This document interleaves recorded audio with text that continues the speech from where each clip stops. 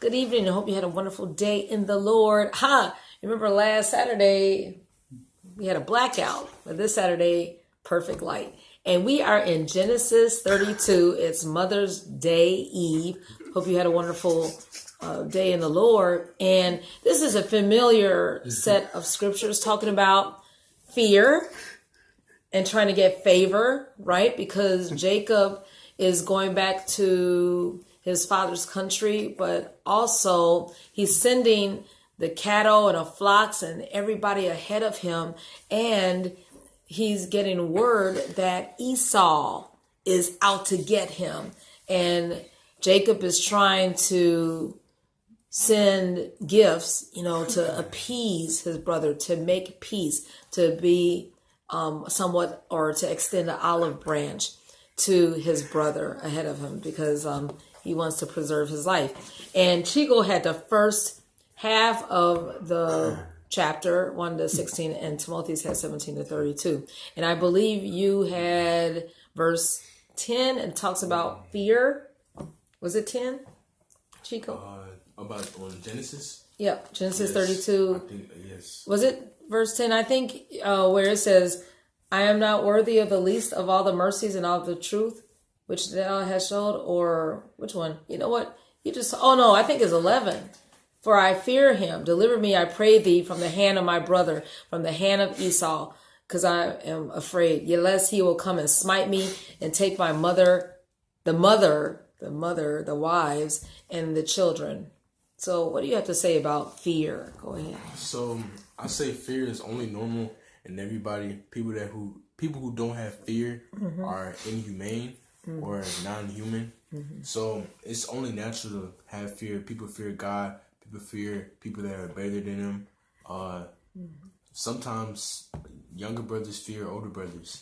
So and this verse really related to me as how I had a troubling time with my brother, and I overcame that fear, and in the end, it all worked out.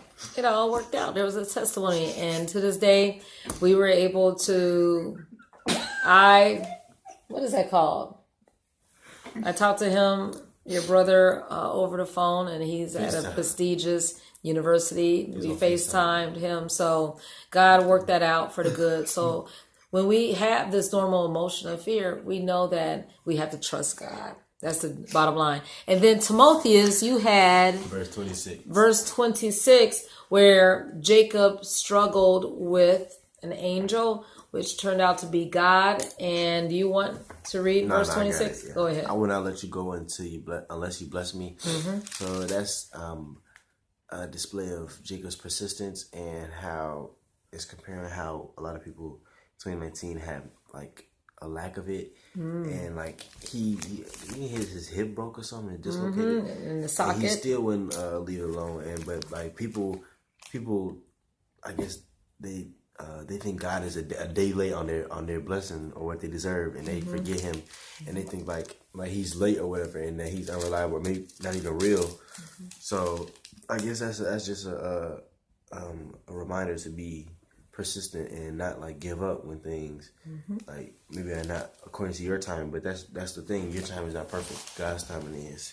Amen. Both of you all. So the first theme, Chico's, was trust God and fear. The second thing was Timotheus' theme as far as persist, hold on.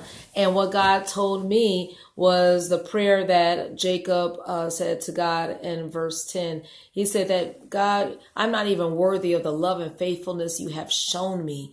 When I crossed this land, I only had a staff. I was only a shepherd. Now I have 2 camps. When we look back in our lives, my goodness, how the Lord has blessed us from maybe 3 years ago, 5 years ago, 10 years ago. We're not worthy, but God is so faithful. So he is worthy for us to put our trust in him, for us to be faithful to him, knowing that we are to have our love and devotion to him vertically as we bless others. I hope you have a wonderful Mother's Day. And remember that God is the source and the originator of all of our blessings and riches. Good night.